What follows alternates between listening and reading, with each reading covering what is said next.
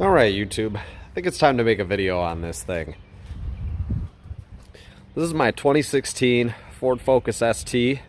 I've had this car for just over 3 years now, and I've tried to make this video a few times, but one of a few different things usually ends up happening that ends up resulting in me not shooting it the way I want it to. Either the car gets dirty, or I forget to mention a mod, or the video just doesn't come out the way I want it to. So I have a list of everything I want to include, and this is one of the rare instances where the car is decently clean, and it's been clean for, more than a day or so. So let's get into it. I bought this car in April of 2020, right before the used car market went crazy. And I bought it because I was kind of looking for something that was, more fun and sportier than the Buick, but was also decently reliable, decently good on gas, because at the time I had about a 40-ish mile round trip commute, which increased to 60 miles round trip. I don't have that anymore, but at the time, gas mileage and reliability was a big factor in me purchasing a car. So I kind of kept coming back to the Focus ST. I really wanted, and still do want, something with a V8 that has a little bit more power than this car has. But for a fun daily, I don't think you can get much better than this. Between this and a GTI, cars like that. So I went with this. Like I said, I bought it, and I'll tell you what I paid for it. I paid $14,500 for it, and it had 41,000 miles, which was like crazy good deal for these back then. This is the ST3, so it's fully loaded. The only option it does not have is the sunroof. Interestingly, no sunroof on this. But I was good timing on my purchase there for sure. So we'll kind of get into what this is if you don't know what an ST3 means, and then I'll tell you about some of the modifications that have been done to this car.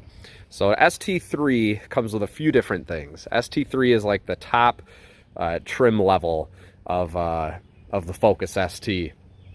Now, this being a 2016 is what they call a facelift model. The front end is different, and originally I wanted a pre-facelift model, but I'm really glad I got a facelift one because I just think they look so much better now. So I hope I don't miss anything with the ST3 package here, but I'll see if I can get everything. The front headlights are different. These are the ones that angle based on how you turn. I don't know if they're xenon or anything like that, but they're really nice headlights. You got the premium wheels on here, which you can see the Plasti Dip is not exactly holding up super well on some of these, but it looks all right. I don't know if these were ST3 exclusive or not, but I believe the painted brake calipers were. On your facelift STs, the rear bumper is a little bit different too. You can kind of tell, and the rear tail lights, you can tell they're slightly different from the facelift or the pre-facelift STs. I think I said that backwards. You could tell by the rear bumper and the rear tail lights. It just kind of has a different shape back here. But the real thing that sets the ST3 apart is the interior. This has the full leather Recaro seats, which I've seen a lot of people say they're uncomfortable. Me being the size I am, I fit into them pretty nicely, so I don't have a huge issue with the comfort. But I could see if you were a larger person, they might be slightly uncomfortable. Driver's seat is full power. Let's see, what else do we have in the ST3 package here? Got your heated steering wheel, the Sync 3 with navigation, which is really nice. Some of the maps are a little outdated, but that's all right.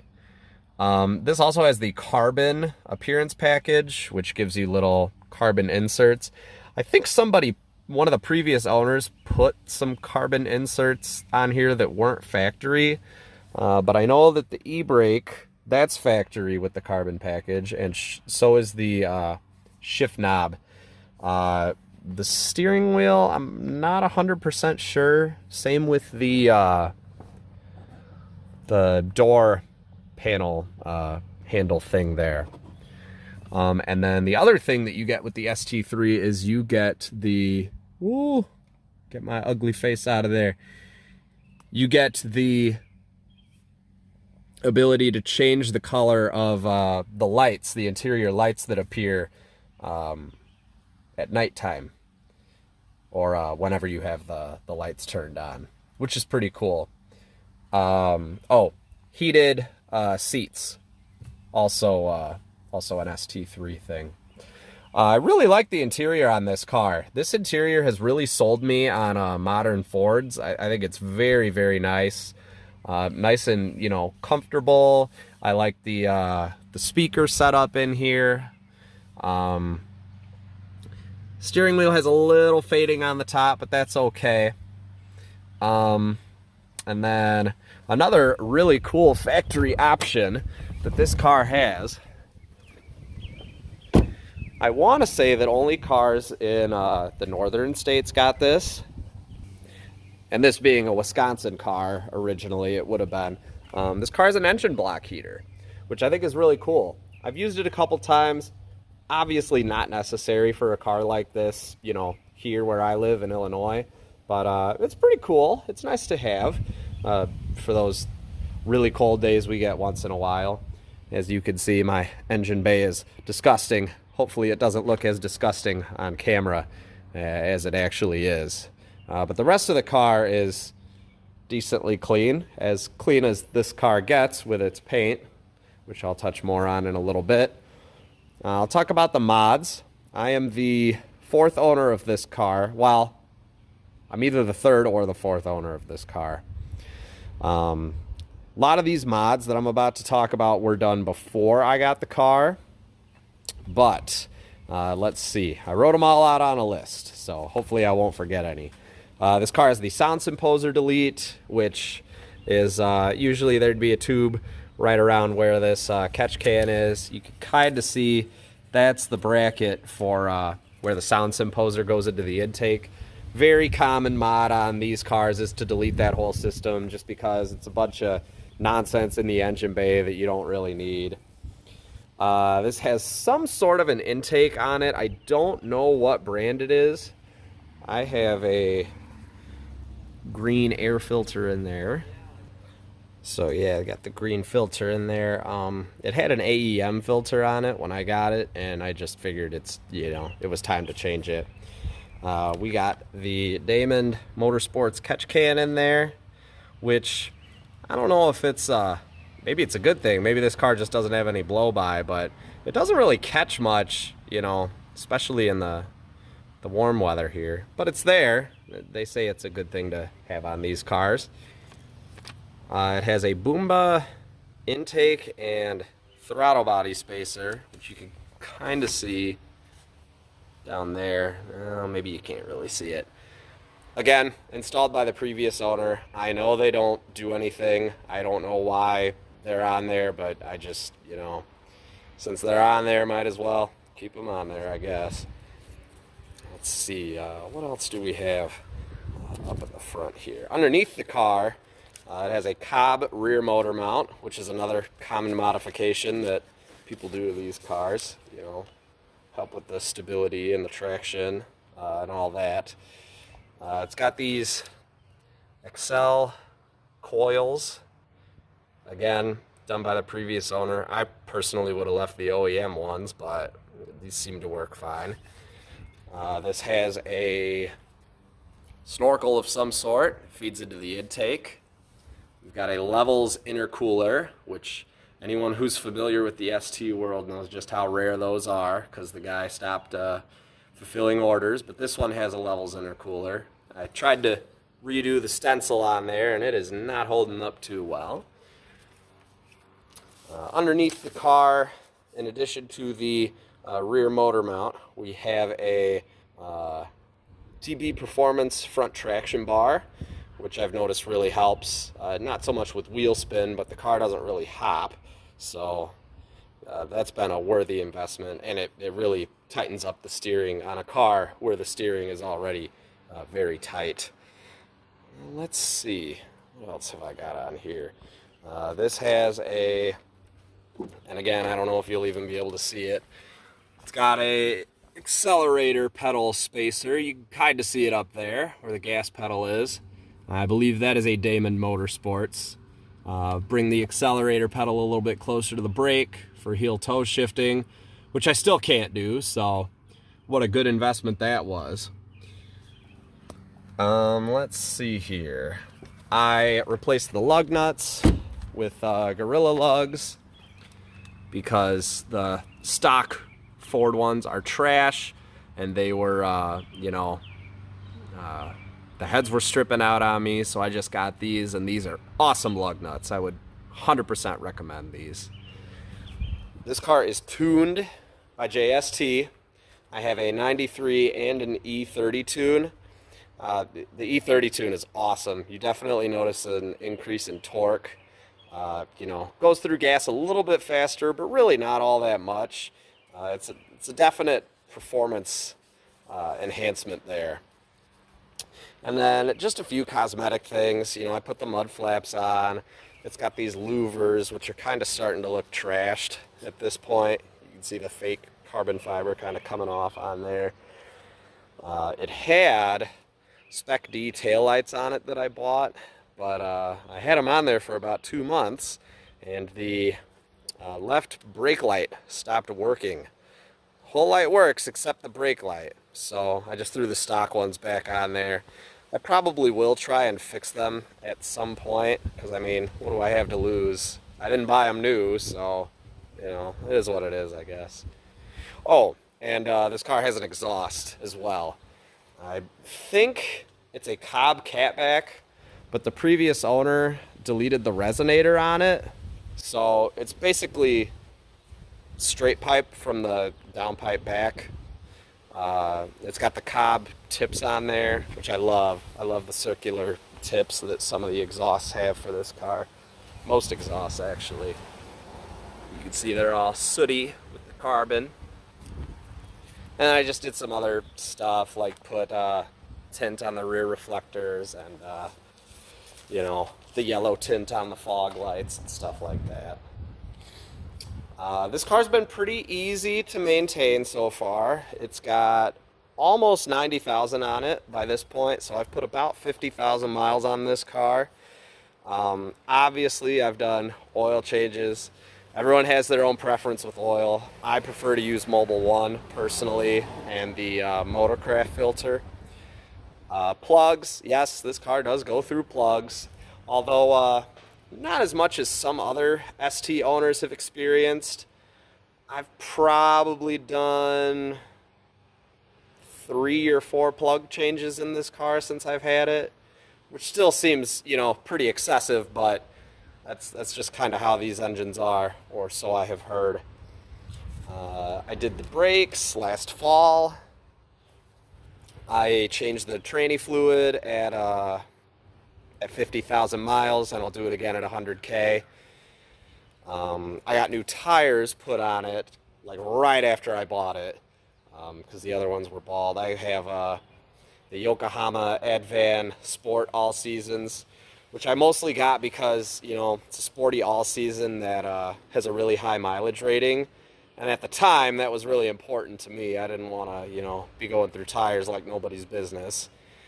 Now that I live a lot closer to work, I might try to get something a bit grippier when I need new tires for these. In the wintertime, I have Blizzaks that I run, and those are on a different set of wheels. They're 17 inches. So I'll start it up in just a second here. Before I do that, some of the pros and cons with this car. Honestly, I love this car. This car is just a blast to drive, especially around turns. It handles so well, and this is on stock suspension. It's not even on coils or lowering springs or anything. It gets good fuel economy. You know, it's just really fun to drive. You know, it's a great daily. It's a hatchback, so you can put the seats down and put stuff inside of it. So far, it has been, you know, very reliable. Knock on wood. Hopefully, won't have any huge issues coming up here. Although, I know I'm getting closer to 100K, so you know, might have to start doing some maintenance stuff, changing some more fluids and whatnot. I know my coolant looks low, but it's only because I'm parked on a hill here. Cons, the paint is a big con. Paint is not awesome on this car. It's got the typical Focus ST rust starting right here where the rear bumper kind of meets the quarter. It hasn't rusted through yet, so I kind of just been putting touch-up paint on there off and on. I need to actually, you know, do it right one of these days here. I guess this is a con depending on how you look at it. It's not what I would call a fast car. It's quick, but it's not fast. If speed is what you're looking for, I probably would not go for this. Even with the mods that I have, you know, but I mean, I'm not going to go crazy with it because it's a front wheel drive, you know, hatchback. You know, front wheel drive, there's only so much you can do before the power becomes unusable, in my opinion. So I don't think I'm going to be throwing any more power at it, but it's just, you know, it's not the best platform for being like a speed demon. I'm not going to throw a ton of money into this car just to have it run, you know, mid-tens or whatever, if I'm lucky, if I'm on slicks and just beating the piss out of it. It's slow, but, you know, I love it. So yeah, the paint is the biggest one. I mean, I haven't even shown you this side of the car. This side's worse. It doesn't look super bad from far away, but, you know, there's a couple marks and, you know, just stuff like that. There's a lot of rock chips on the hood, which you can kind of see. And I know that some of that isn't obviously Ford's fault, but the paint is just what I would not consider great. And then, you know, you just have to know how to drive these cars. People blow them up because they don't know about low speed pre-ignition, and they floor it in high gear at low speeds, and then the motor doesn't like that. If you don't do that, you'll be fine, but you have to realize that that is a real thing, and it kills a lot of engines in these cars. Pause this real quick as this mower goes by. So that's about it, really. If you have any questions, feel free to ask. This car does have launch control, which I'm not going to demonstrate right now because the engine is somewhat cold, but I'll start it up for you here so you can hear the exhaust. Accidentally hit the stop button there, so let's try this again.